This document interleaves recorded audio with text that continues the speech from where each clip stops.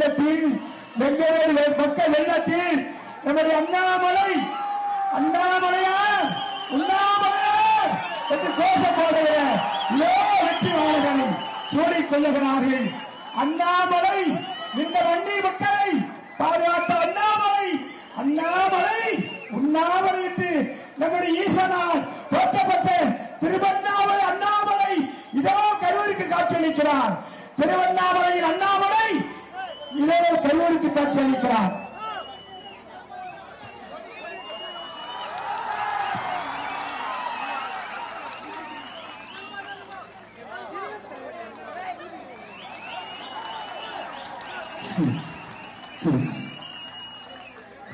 அந்த கொடிகளை கொஞ்சம் தள்ளி போடுங்க. அந்த கொடிகளை கிளம்புறவர்களுக்கு தொழில் கொடுங்க. இதோ அண்ணாமலையார் வந்து விட்டார். ஆண்டவன் தீர்ப்பு சொல்ல போகிறார். கரூரில் எம்ஆர் விஜயபாஸ்கர் 50,000 வாக்குகளை வெல்ல போகிறார் என்று இதோ அண்ணாமலை தீர்ப்பு.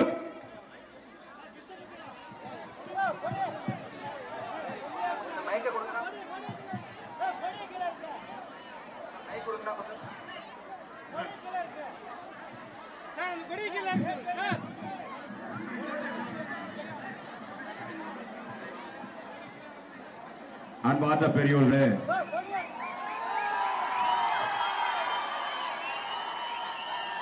வணக்கத்துக்குரிய என் சொந்தங்களே, எனதருமை இளைஞர் பட்டாளமே, அம்மாவை வாழ வைத்த தாய் குலங்களே மற்றும் எனக்காக இங்கே பிரச்சாரத்திற்கு வருகின்றிருக்கக்கூடிய பாரதிய ஜனதா கட்சியினுடைய முன்னாள் மாநில தலைவர் அருமை தம்பி அண்ணாமலை IPS அவர்களே மற்றும் கரூர் பாரதிய ஜனதா கட்சியினுடைய மாவட்ட தலைவர் அருமை தம்பி செந்தில்நாதன் அவர்களே மற்றும் NDA கூட்டணியில் இருக்கக்கூடிய அனைத்து கூட்டணி கட்சியினுடைய தலைவர்களே மற்றும் அனைத்து இந்திய அண்ணா முன்னேற்ற கழகத்தினுடைய ஆணி வேறாக திகழ்ந்து கொண்டிருக்கக்கூடிய அனைத்து பொறுப்புகளில் இருக்கக்கூடிய நிர்வாக பெருமக்களே, தேர்தல் பணியாற்றி கரூர் சட்டமன்ற தொகுதி கொடிக்க முடியும். கரூர் சட்டமன்ற தொகுதியில் 50,000 வாக்கு வித்தியாசத்திலே வெற்றி பெற காத்திருக்கக்கூடிய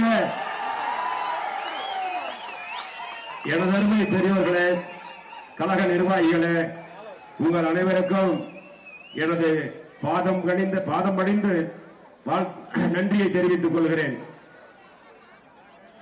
மாண்புமிகு புரட்சித் தலைவர் MGR, இதயம் தங்க தலைவர் புரட்சித் தலைவி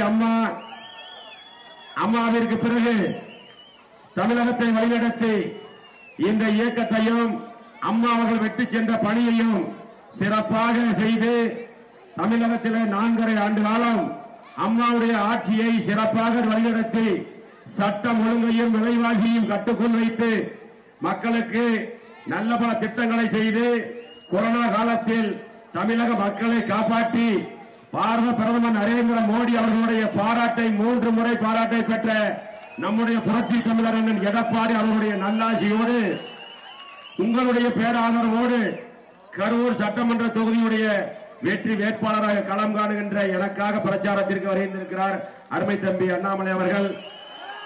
நாமெல்லாம் இணைந்து கரூர் தொகுதியில நாங்கள் தான் ஜெயிப்போம் என்று கொக்கரித்துக் கொண்டிருந்த கூடிய கரூர் சட்டமன்றத்தினுடைய திமுகவுடைய முன்னாள் சட்டமன்ற உறுப்பினர் தோல்வி பயத்தால் திமுக வேட்பாளராக இன்று கோவையிலே களம் காண்டு கொண்டிருக்கிறார். ஆனால் கோவை தெற்கிலே இருக்கக்கூடிய அதிமுக வேட்பாளர் அவர் ஒன்றும் அறகுறையானவர் அல்ல, அந்த தொகுதியுடைய வேட்பாளராக இருந்தவர். அவர் அங்கேயே அவரையும் தோற்கடிப்பார். கரூர் மாவட்டத்தில் 4 சட்டமன்ற தொகுதிகளையும் அதிமுக வெல்லும். திமுகவுடைய கொட்டத்தை அடக்க வேண்டும். பண திமிரில அவர்கள் அதிகார திமிரில போடுகின்ற ஆட்டம் இன்று கரூர் தொகுதி மாவட்ட மக்களிடத்தில் தெளிவாக தெரிகிறது. நீங்கள் எல்லாம் சிந்தித்து பார்க்க வேண்டும். ஆட்சி போய் 1 மாசம் ஆயிருச்சு. ஆனா கரூர் தமிழகத்தில் இருக்கக்கூடிய 234 தொகுதிகள் இருக்கிறது. 33 தொகுதிகளில் இல்லாத ஒரு பிரச்சனைகளை கரூர் தொகுதியில் நிறைவேற்றிக் கொண்டு அரங்கேற்றிக் கொண்டிருக்கிறார்கள். ஏன்னா ஓட்டு கேட்க போனா மக்களை வண்டி ஏற்றி பணம் கொடுத்து வேற ஊர்ல கொண்டு உட்கார வைக்கிற ஒரு கலாச்சாரம் கரூர் தொகுதியில் இருக்குது. நீ எங்க கொண்டு உட்கார வச்சாலும் சரி, ஆனா நீ கொடுக்கிற காசு வேணா கொடுக்கலாம். ஆனால் மக்கள் மனதிலே தலைவருடைய புரட்சி தலைவர் அம்மாவுடைய சின்னம் இரட்டலதான் இருக்கும். அது மட்டுமல்ல, புது டெக்னிக் பட்டியை போட்டு இதுவரைக்கும் கரூர்ல 250க்கு மேற்பட்ட இடங்களில் பட்டி போட்டு மக்களை அடைச்சு வச்சு பணம் கொடுத்து சாப்பாடு கொடுத்து சரக்கு கொடுத்து ராஜ மரியாதை பண்ணி 10 நாள் 15 நாளைக்கு மண்டையை கழுவி அவங்களை பிரெயின் வாஷ் பண்ணி ஓட்ட வாங்கலான்னு கணக்கு போட்டார் ஒருத்தர். அந்த கணக்கெல்லாம் பழிக்கல. இப்ப தேர்தல் கமிஷன் அந்த பட்டியல திறக்க கூடாதுன்னு சொல்லிட்டாங்க. பட்டியல போட்ட வாக்கு அதுக்கு கணக்கு போட்டா பல கோடி வரும் செலவு. ஆனா இப்ப வீடு புடிச்சுக்கிட்டு இருக்காங்க. எதுக்கு தெரியுமா? திமுக வீட்டை புடிச்சு மீண்டும் உட்கார வைக்கிறாங்களாம், பணம் கொடுப்பாங்களாம். எல்லாம் என்ன கொடுத்தாலும் சரி, டாஸ்மார்க்கில் அடிச்ச கொள்ளை பல ஆயிரம் கோடி கொள்ளை அடிச்சு வச்சுக்கிட்டு அந்த பண திமிரில ஜெயிக்கலாம்னு கணக்கு போட்டு கொண்டிருக்கக்கூடிய கரூரணி முன்னாள் சட்டமன்ற உறுப்பினர் அமைச்சராக கூட முடியல. 450 நாளைக்கு மேல உள்ள இருந்தாரு. அதையெல்லாம் மறந்துட்டு பேசிக்கிட்டு இருக்காங்க. அவங்க வாய்க்கு வந்ததை பேசலாம். ஆனால் கரூர் சட்டமன்ற தொகுதியில 50,000 வாக்குகள் வித்தியாசத்திலே நாம் வெற்றி பெற போகிறோம் என்று செய்தியை சொல்லி சிறப்பாக பாடுபட வேண்டும். தேர்தல் முடிகின்ற வரை 24 மணி நேரமும் நாம் கண்துஞ்சாமல் கூட்டணி கட்சி நிர்வாகிகளோடு அரவணைத்து வெற்றி பெற வேண்டும். அதற்கு நீங்கள் எல்லாம் சிறப்பாக பணியாற்ற வேண்டும் என்று உங்கள் பாதம் அணிந்து கேட்டுக்கொண்டு அருமை தம்பி அண்ணாமலை IPS அவர்களை சிறப்புரையாற்றுமாறு அன்போடு கேட்டுக்கொள்கிறேன். அன்பார்ந்த பெரியவர்களே, தாய்மார்களே, இந்த கரூர் மண்ணில் நாம் எல்லாம் சேர்ந்து ஒரு சரித்திரத்தை எழுதிக் கொண்டிருக்கின்றோம். அண்ணன் விஜயபாஸ்கர் அவர்கள் தனிப்பட்ட முறையில கடந்த 5 ஆண்டு காலத்தில் அவர்கள் பட்ட கஷ்டம் எனக்கு தெரியுங்க. தனிப்பட்ட முறையில் காரணம், இங்கே ஒரு கொடிய ஒரு அரக்கன் கொடித்தனமாக எதை வேண்டுமானாலும் செய்யலாம், எப்படி வேண்டுமானாலும் செய்யலாம். ஒரு கொடிய நஞ்சான ஒரு விஷயத்தை ஜனநாயகத்துக்குள்ள கலந்து ஒரு கொடிய ஒரு அரசியலை கரூர் மாவட்டத்தில் ஆரம்பித்து அந்த விஷயத்தை கொஞ்சம் கொஞ்சமாக பரப்பி இன்னைக்கு கோயம்புத்தூர், திருப்பூர் எல்லாத்துக்குமே கொண்டு வந்தாச்சு. அருமை சொந்தங்களே, இன்னைக்கு நாம் இங்கே திராவிட முன்னேற்ற கழகத்தை தோற்கடிக்கின்றோம் என்று சொல்வதை விட திராவிட முன்னேற்ற கழகத்தினுடைய அந்த கொடிய அரசியலை நாம் எல்லோரும் சேர்ந்து தோற்கடிக்க போகின்றோம். அருமை சொந்தங்கள், இன்னொரு கரூர் மாவட்டத்தில் நமக்கு தெரியும், நம்முடைய வெற்றி வேட்பாளர் முன்னாள் அமைச்சர், இந்த மாவட்டத்தினுடைய அனைத்து இந்திய அண்ணா திராவிட முன்னேற்ற கழகத்தினுடைய மாவட்ட செயலாளர் அண்ணன் MR விஜயபாஸ்கர் என்பது நமக்கு தெரியும். ஆனா எதிரில் இருக்கக்கூடிய வேட்பாளர் யாருங்க? எதிரில் இருக்கக்கூடிய திமுகவுடைய வேட்பாளர் யாருங்க? திமுக வேட்பாளர் எதிரில் இருக்கக்கூடிய திமுக வேட்பாளர் எனக்கு தெரியாதுங்கிறனால நான் பேப்பர் எடுத்து படிச்சுக்கிறேன். எதிரில் இருக்கக்கூடிய திராவிட முன்னேற்ற கழகத்தினுடைய வேட்பாளர் தியாகராஜன் அப்படின்னு இருக்குதுங்க. ஆனா தியாகராஜன் இல்ல, மாப்பிள்ள அவரு தாங்க, சட்டம் அவர் இல்ல, சட்டம் இன்னொருத்தது. அருமையா சொன்னீங்க. கரூரை பொறுத்தவரை நாம் எல்லோரும் தெளிவாக, தாய்மார்கள் நாம் எல்லாம் தெளிவா இருக்கணுங்க. தியாகராஜன் என்கின்ற அந்த அன்பு மனிதரை, அவரை பத்தி நமக்கு எதுவும் சங்கடம் இல்ல, அவர் நிக்கட்டும். அந்த மனிதரை ஒப்புடி சப்பானியா ஒருத்தரை நிறுத்திவிட்டு அதன் பின்னாடியே திரு செந்தில் பாலாஜி அவருடைய சகோதரரை போய் வேட்புமனுவை தாக்கல் செய்ய வச்சு அன்னை சும்மா இல்லாம அதை பிரஸ்ல எல்லாம் பேசி பெரிய பிரச்சனையாக்கி, இல்லாட்டி தியாகராஜனுடைய வேட்புமனு நிராகரிக்கப்பட்டு கரூரில் செந்தில் பாலாஜினுடைய சகோதரரை இங்கே கொண்டு வந்து நிறுத்துவதற்காக போட்ட எல்லா திட்டத்தையும் ஒரு தவிடுபடியாக்கி விட்டார்.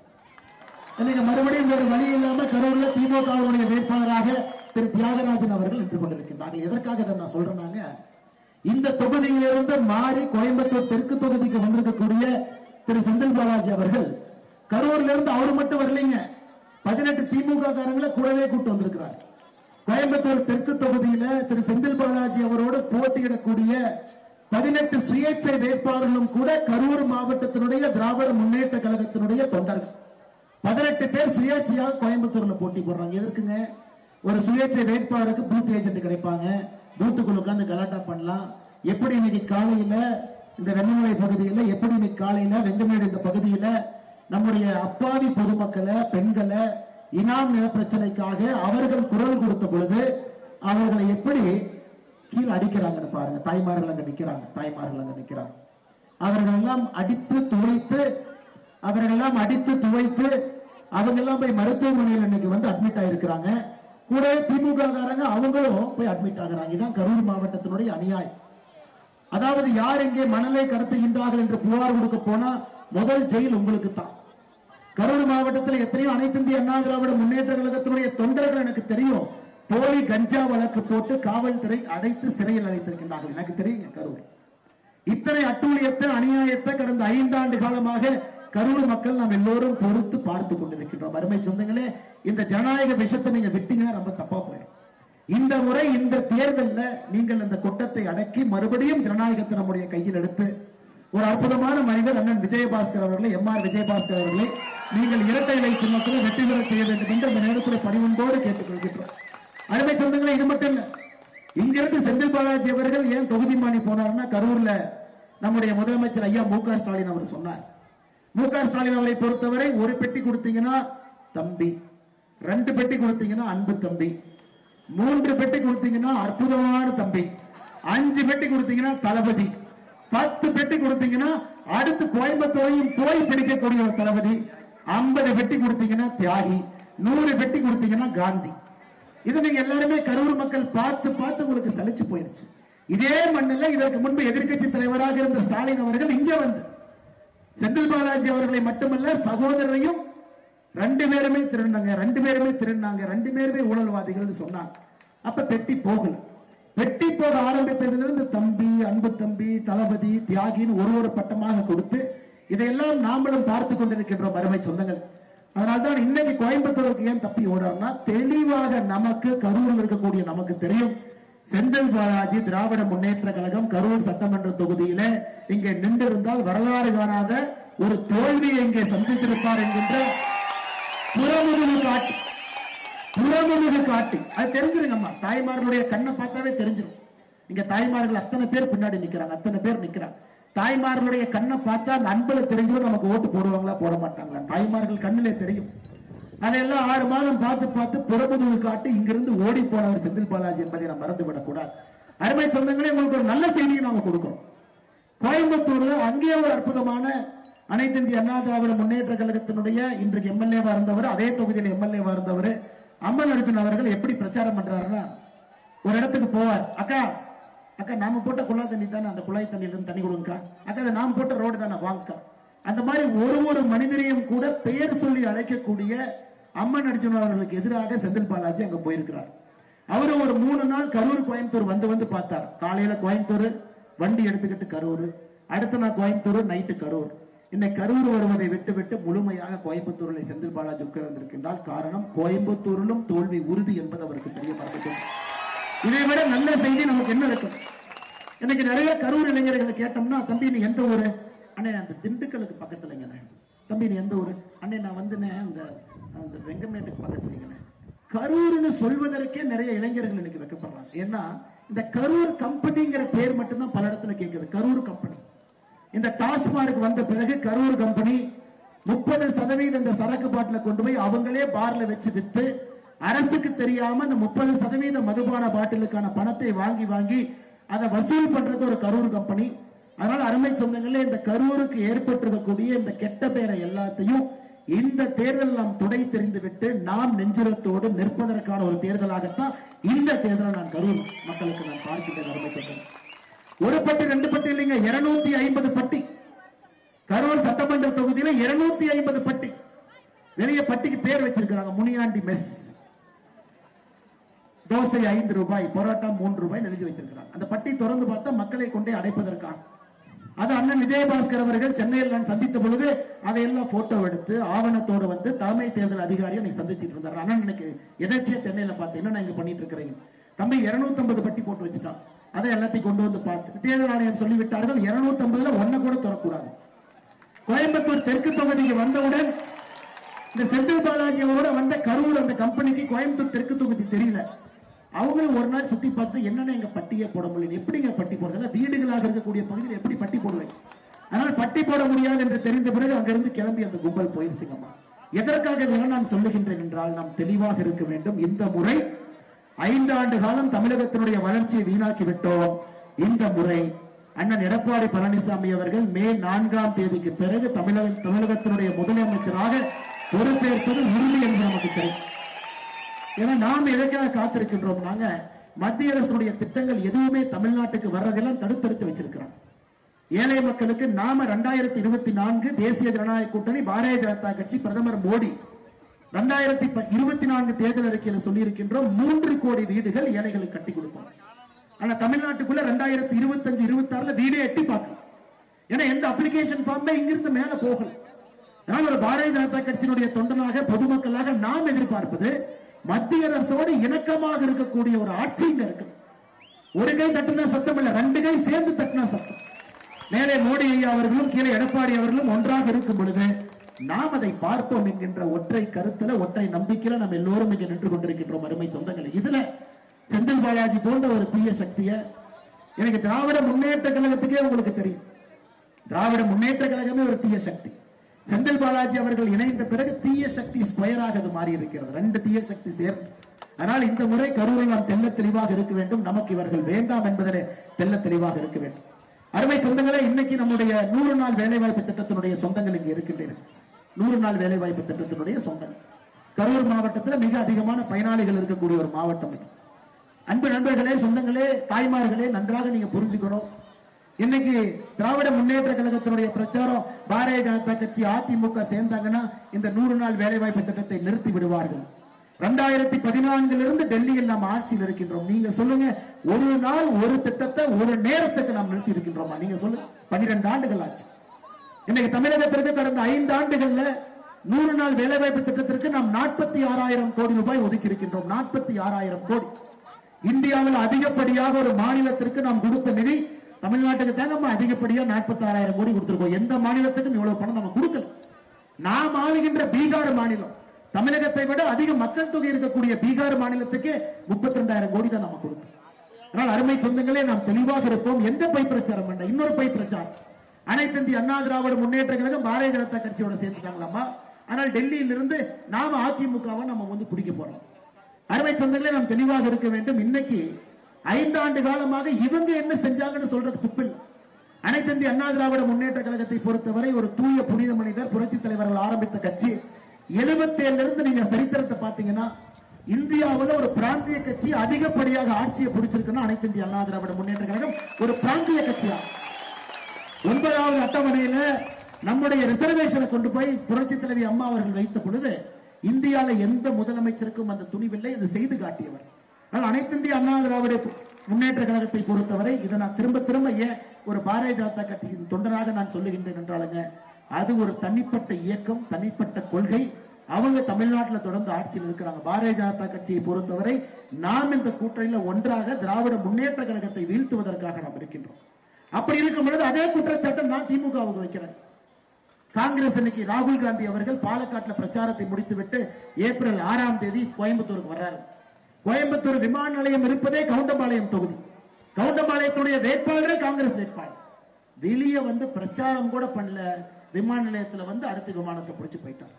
புதுச்சேரியில் நானும் பிரச்சாரத்தில் சென்றிருந்தேன். அங்க ராகுல் காந்தி அவரும் பிரச்சாரம் பண்ணிக்கிட்டு இருந்தார். எங்கேயும் கூட ஸ்டாலின் என்கின்ற பெயரை சொல்லல, எங்கேயும் கூட திமுகங்கிற பெயரை சொல்லல. ஆனால் தமிழகத்தில் உறுதியாக காங்கிரஸ் திராவிட முன்னேற்ற கழகத்தினுடைய கூட்டணி இந்த பிஞ்ச செருப்பு வார போட்டு ஒட்டி வச்ச மாதிரி தாங்க இருக்குது. எப்ப வேணாலும் அந்த செருப்பு அது போய். அதனால் அருமை சொந்தங்களே, இவர்கள் நம்மை பாற்று, நம்முடைய கூட்டணியை பாற்று பேசுவதற்கு எந்த விதமான அருகதையும் கிடையாது. அடுத்து கனிமொழி அக்கா இங்க குளித்தலைக்கு வந்தாங்க.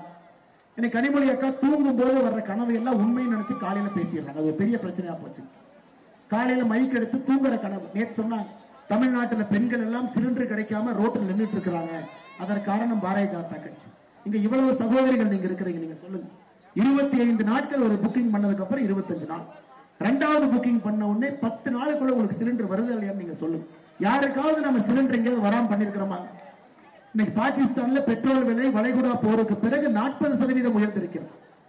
ஸ்ரீலங்கால 30% உயர்ந்திருக்கிறது. பங்களாதேஷில் 40% உயர்ந்திருக்கிறது. இந்தியாவில் பெட்ரோல் விலை 1 பைசா நாம உயர்த்தலைங்க. 1 பைசா உயர்த்த மத்திய அரசு உங்களோடு நின்று கொண்டிருக்கிறது. எப்படி நாம மக்களுக்கு அநியாயம் செய்வோம்? எப்படி மக்களுக்கு நாம ஒரு பெட்ரோல் டீசல் உங்களுடைய குடும்பத்தினுடைய வாழ்க்கையில் நம்ம கை வைப்போம்? வெறும் பொய் பிரச்சாரத்தை மட்டும் காலையிலிருந்து இரவு வரை பேசக்கூடிய 3 பேர் ஒன்னா சேர்ந்துக்கிட்டாங்க. இந்த பக்கம் எடப்பாடி பழனிசாமி என்னன்னா அந்த கடந்த 4 நாட்களாக 3 பேர் சேர்ந்து கெட்ட வார்த்தையில மட்டும்தான் திட்டல, எல்லாமே திட்டுறாங்க. அதிலும் கனிமொழி அவர்கள் சொல்லுகின்றார் எடப்பாடி அண்ணனை பார்த்து, எங்களை பார்த்து பேசினவங்களுக்கெல்லாம் நாங்கள் மலர் வளையம் வைத்தவர்கள் அப்படின்னு. மலர் வளையம் யாருக்கு வைப்போங்க? இறந்து போனா மலர் வளையம் வைப்போம். எப்படி மிரட்டுறாங்க பாருங்க, எங்களை பார்த்து பேசியவர்களுக்கு மலர் வளையம் வைத்தவர்கள்.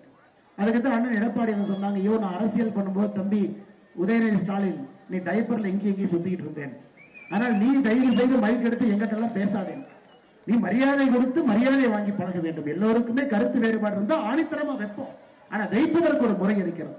அருமை சொந்தங்களே, இந்த முறை இந்த நாகரிகமற்ற திராவிட முன்னேற்ற கழகத்தினுடைய அரசியலை வேரோடு மண்ணோடு பிடுங்கி எறிய வேண்டிய கட்டாயம் நமக்கு இருக்கு. அதனால் நாம் இதிலே உறுதியாக இருக்க வேண்டும். நாம் யாரும் கூட இதிலே தெல்ல தெளிவாக இந்த பாதையிலிருந்து மாறிவிடக் கூடாது. அருமை சொந்தங்களே, இன்னொன்று கரூர் மாவட்டத்திற்கு அனைத்து இந்திய அண்ணா திராவிட முன்னேற்ற கழகம் ஆட்சி கட்டலிருந்து வெளியே வந்த பொழுது 2021 மே மாசம் பாரத பிரதமருடைய கிசான் திட்டத்துல 45,14,000 பேர்த்துக்கு நம்ம வருஷத்துக்கு 6,000 ரூபாய் கொடுக்கும். இங்க யாராச்சும் இருக்கீங்களா ஐயா? ஐயா எனக்கு 6,000 ரூபாய் வந்துச்சு, ஆனா இப்ப நின்றுச்சுன்னு யாராச்சும் இருக்கீங்களா? திமுக வந்த பிறகு எனக்கு கொடுக்கப்பட்ட 6,000 ரூபாய் நிறுத்தப்பட்டு விட்டது. சரி, அதிமுக ஆட்சியிலிருந்து வெளியே வந்த பொழுது 45,14,000 பேர்த்துக்கு 6,000 ரூபாய் விவசாய பெருமக்களுக்கு சிறு குறு விவசாயிகளுக்கு கொடுத்துக்கிட்டோம். இன்னைக்கு எத்தனை பேருக்கு நம்ம தமிழ்நாட்டில் கொடுக்கிறோம்? வெறும் 21,63,000 பேர். அப்ப 24 லட்சம் பேர் எங்கீங்க போனாங்க? கடந்த 5 ஆண்டுகள்ல திராவிட முன்னேற்ற கழகம் ஆட்சிக்கு வந்த பிறகு ஒரு அப்ளிகேஷனா டெலீட் பண்றாங்க. கூட்டுப்பட்டா டெலீட்டட், அப்ளிகேஷன் ஃபார்ம் கொடுக்கும் பொழுது முறையா டாக்குமெண்ட் கொடுக்கல deleted, bank account Aadhaar card இணைக்கல டெலீட்டட். இதெல்லாம் கலெக்டர் ஆபீஸ்ல இருக்கக்கூடிய அக்ரிகல்ச்சர் ஆபீசர் செய்யக்கூடிய வேலை. ஆனா கெட்ட பேர் யாருக்கு வருதுன்னா பாரதிய ஜனதா கட்சிக்கு வருது.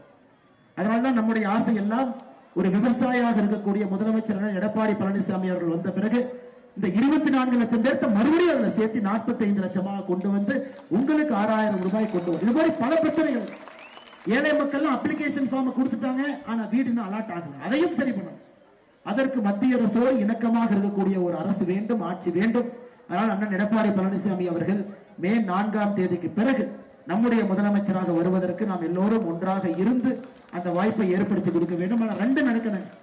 கரூர் மாவட்டத்தில் விஜயபாஸ்கரன் வெற்றி பெற்று ஒரு பெரிய பொறுப்புல கரூர் மாவட்டத்தினுடைய பொறுப்பாக வரும் பொழுது, அங்கே எடப்பாடி அண்ணன் இருக்கும் பொழுது, மேலே மோடி அவர்கள் இருக்கும் பொழுது 3 பேர் சேர்ந்தாங்க ட்ரையாங்கல் 3ஐயும் அப்பதான் ஒட்டி வைக்க முடியும். அப்பதான் கரூருடைய வளர்ச்சி அடுத்த கட்டம் செல்லும். எனக்கு தமிழ்நாடு முழுவதும் இன்னைக்கு காலையில ஊட்டியில் இருந்தேங்க ஐயா, நாளைக்கு நான் டெல்டா பகுதியில் இருக்கிறேன். எல்லா இடத்திலும் தெல்ல தெளிவாக தேசிய ஜனநாயக கூட்டணியுடைய அலை இருக்கும் பொழுது எப்படி திராவிட முன்னேற்ற கழகம் ஆட்சியை பிடிப்பாங்க? அதனால் அன்பு சொந்தங்களே, சகோதரிகளே, பெரியவர்களே, தாய்மார்களே, பின்னாடி ரொம்ப பேர் இருக்கிறீங்க, மன்னிக்கணும், திரும்பி உங்களை அடிக்கடி பார்க்க முடியல, ரொம்ப பொறுமையாக பின்னாடி காத்துக் கொண்டிருக்கக்கூடிய பெரியவர்களே, தாய்மார்களே, இந்த முறை நாம் ஒரு சரித்திர தவறை செய்துவிடக் கூடாது. நமக்காக உழைக்கக்கூடிய அண்ணன் எம்.ஆர். விஜயபாஸ்கர் அவர்கள் எவ்வளவு கஷ்டப்பட்டார் என்பது தனிப்பட்ட முறையில் எனக்கு தெரியும். அவரோடு கரூரோடு அவர் நின்றிருக்கின்றார், அவரோடு நாம் நிற்போம். ஒரு பெரிய சரித்திர வெற்றியை ஏப்ரல் 23ஆம் தேதி வாக்குப்பட்டியல பதிவு செய்து, கரூர்ல இந்த விஷ அரசியல் நமக்கு வேண்டாம், இந்த மோசமான அரசியல் வேண்டாம், இந்த கரூர் மாடல் அப்படின்னு சொல்றத 2026 ஏப்ரல் 23ஆம் தேதி முடிவுக்கு கொண்டு வந்து நல்ல அரசியலும் கரூரில் இருந்துதான் ஆரம்பிக்கிறது என்பதை 23ஆம் தேதி ஏப்ரல் மாதம் தமிழ்நாடு முழுவதும் கரூரில் இருந்து நாம் சொல்லுவோம் என்று சொல்லி, அதே போல உங்களுக்கு தெரியும் அருமை சொந்தங்களே, எங்க தாய்மார்கள் இருக்கிறீங்க. அம்மா இன்னைக்கு உங்களை அடிச்சிருக்கலாம், உங்களை மட்டும் அடிக்கலீங்க அம்மா, IRS அதிகாரிகளையும் அடிச்சாங்க. இந்தியாவில் எங்கேயுமே நடக்கல. இந்தியன் ரெவென்யூ சர்வீஸ் அதிகாரிகள் இங்கே ரைடுக்கு வந்த பொழுது செந்தில் பாலாஜியினுடைய குண்டர்கள் அவங்க அடிச்சாங்க. அடிச்சதுக்கு தான் 450 நாள் உள்ள போனாங்க. இன்னைக்கு உங்கள் மீது கை வைத்திருக்கின்றார். இன்னைக்கு நான் இந்த மண்ணில் சொல்லிட்டு போறேன், இன்னைக்கு நம்முடைய தாய்மார்கள் மீது யார் கை வைத்தார்களோ புலால் சிறையில் தனி பிளாக்க ஓபன் பண்ணி அங்க மட்டும்தான் நம்ம வைத்தோம். ஏன்னா இவர்களுக்கெல்லாம் நாம் மைக்கில பொறுமையாக நாம் பேசினா புத்தி வராது. ஏன்னா எந்த தாய்மார்கள் அது மட்டும் இல்லை, இன்னைக்கு எப்படி உங்களை எவ்வளவு அந்த வாயிலே நான் சொல்ல வரலீங்கம்மா, எவ்வளவு மோசமாக உங்களை நடத்தினார்கள் என்பதையும் அண்ணன் கிட்ட சொன்னார். அதையெல்லாம் கேட்டு நாங்கள் கொதித்து போயிருக்கின்றோம். கொஞ்சம் பொறுமைங்கம்மா, இதற்கான தீர்வு புலால் சிறையில தனி பிளாக்ல அடைக்கப்போம். போன முறை 450 நாள் போயிட்டு வெளியே வந்த மாதிரிலாம் இருக்காதுங்கம்மா. நீங்க ஆட்சி மாறினதற்கு பிறகு மட்டும் பாருங்க, ஏன் அரசியலுக்கு வந்தோம் என்று செந்தில் பாலாஜி நினைக்கிறாரா இல்லையா மட்டும் நீங்க பாருங்க. அருமை சொந்தங்களே, நம்முடைய தேசிய ஜனநாயக கூட்டணியினுடைய தேர்தல் அறிக்கையில 32 நம்பர் நம்ம கொடுத்திருக்கிறோம். அது உங்களுக்கான அறிக்கை. இது 32. அதாவது இந்த இனாம் கோயில் இனாம் நிலத்துல யாருனை குடியிருக்கிறீங்களோ, இது 1963 கர்ம வீரர் காமராஜர் ஐயாவுடைய காலத்துல அப்ப கொடுக்கப்பட்ட பட்டம். அதுக்கு இன்னும் தீர்வு இல்லாம நம்ம சுத்திட்டு இருக்கிறோம். கிட்டத்தட்ட 70 ஆண்டுகள் ஆகிறது. அதனால் நிச்சயமாக நம்முடைய ஆட்சி வந்த பிறகு, அண்ணன் எடப்பாடி பழனிசாமி அவர்கள் வந்த பிறகு இதற்கு ஒரு குழு அமைத்து இதற்கான தீர்வு கொடுத்து அந்த இடத்தை உங்களுக்கு கொடுப்பதற்கான தேர்தல் வாக்குறுதி 32ஆம் நம்பர் நாம கொடுத்திருக்கோம். அதனால கரூர் மாவட்டத்தில் நீண்ட காலமாக இருக்கக்கூடிய இந்த இனாம் பிரச்சனைக்கான தீர்வு இந்த தேர்தல் அதை முடிவுக்கு கொண்டு வருகின்றோம். அருமை சொந்தங்களே, அது மட்டும் இல்ல, பொதுமக்கள் அனைவருக்கும் சீரான முறையில குடிநீர் வழங்குவோம் என்கின்ற வாக்குறுதியும் கூட நம்முடைய சட்டமன்றத்தினுடைய வெற்றி வேட்பாளர் அவர்கள் கொடுத்திருக்கின்றார்கள். கரூர் சாய கழிவுகளை சுத்திகரிப்பதற்காக கழிவுநீர் சுத்திகரிப்பு ஆலை எவ்வளவு பணம் வந்தாலும் மத்திய அரசிடம் பேசி அதை கொண்டு வரக்கூடிய பொறுப்பை நானும் அண்ணனோடு சேர்ந்து இந்த நேரத்தில் ஏற்றுக்கொள்கின்றேன்.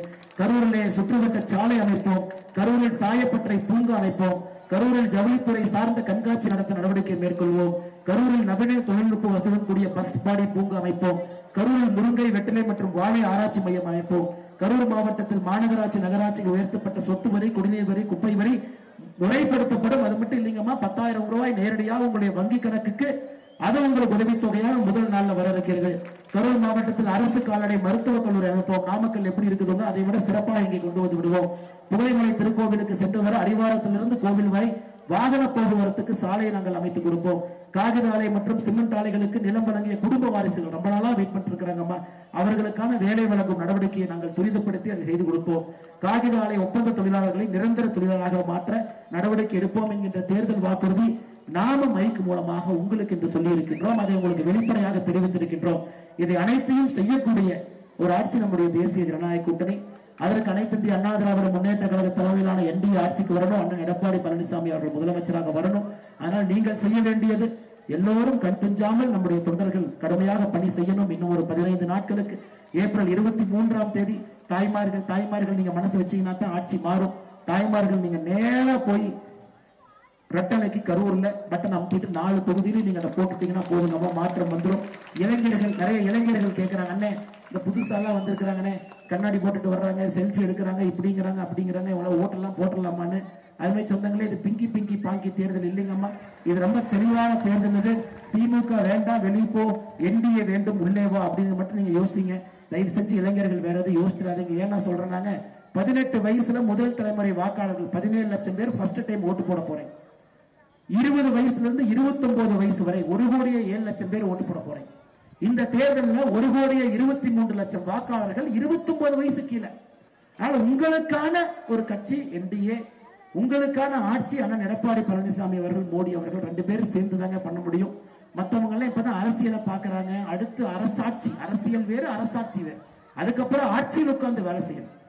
ஆட்சியில் எப்படி முடிவெடுக்கிறங்கிற எண்ணம் உங்களுக்கு வரணும். அதெல்லாம் அரசியல நீண்ட நெடிய போராட்டம்.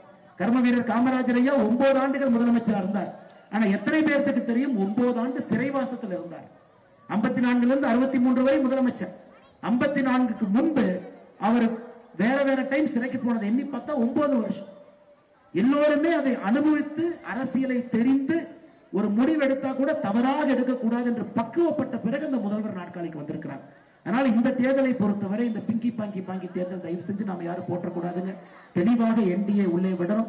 அண்ணன் எடப்பாடி பழனிசாமி அவர்களை முதலமைச்சராக இளைஞர்கள் நீங்க முன்னாடி இருந்து தாய்மார்களோடு இதை செய்து கொடுக்க வேண்டும் என்று அன்போடு சொல்லி, என்னோட அற்புதமான இந்த கூட்டத்தில் நிற்கக்கூடிய நம்முடைய பாரதிய ஜனதா கட்சியினுடைய மாவட்ட தலைவர் அருமை அண்ணன் வி செந்தில்நாதன் அவர்கள் என்னோடு நின்று கொண்டிருக்கின்றார்கள். அவருக்கும் என்னுடைய வாழ்த்துக்களை வணக்கங்களை தெரிவித்து, அனைத்து இந்திய அண்ணா திராவிட முன்னேற்ற கழகத்தினுடைய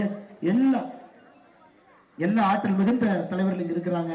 நம்முடைய தொகுதி பொறுப்பாளராக இருக்கக்கூடிய அருமை அண்ணன் திருவிக்கு அவர்கள் நம்மோடு இருக்கின்றார்கள். அவருக்கு என்னுடைய வாழ்த்துக்களை வணக்கங்களை தெரிவித்துக் கொள்கின்றேன்.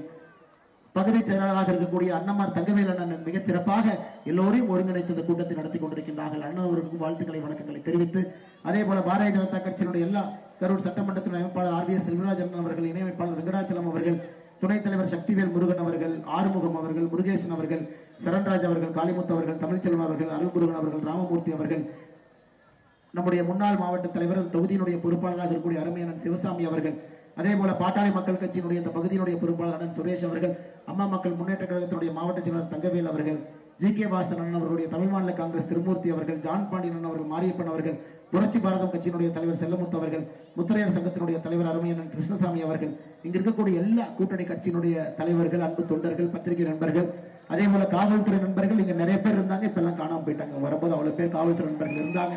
அதனால காவல்துறை நண்பர்கள் மீது எங்களுக்கு எதுவும் கோவம் இல்லைங்க. ரொம்ப நல்லவங்க தான். காக்கி உடைக்கிற கம்பீரம் இருக்கு. இந்த திமுக அவங்க கை காலையெல்லாம் கட்டி போட்டு அவங்க எந்த வேலையும் செய்ய முடியாம அந்த மாதிரி பண்ணி வச்சிருக்காங்க. ஐயா, தயவு செஞ்சு இந்த தாய்மார்கள் மீது கை வச்சவங்கள விடாதீங்க ஐயா.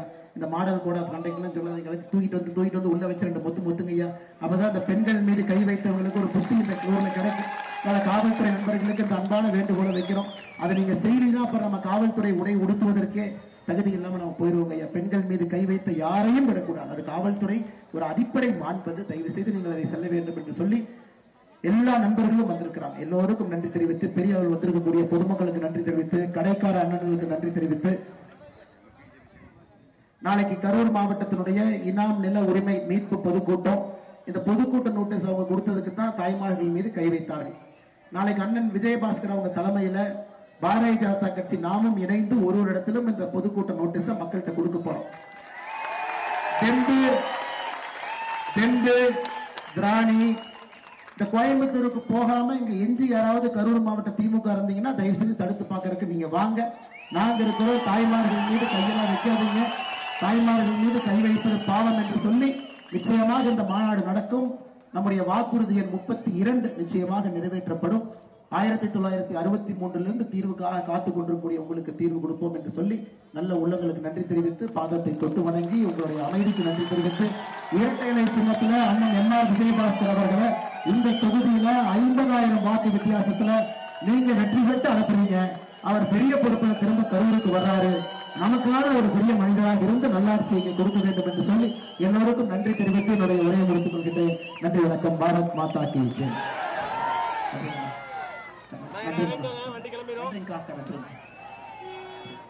வண்டி கிளம்புனா இறங்குவாங்கண்ணா.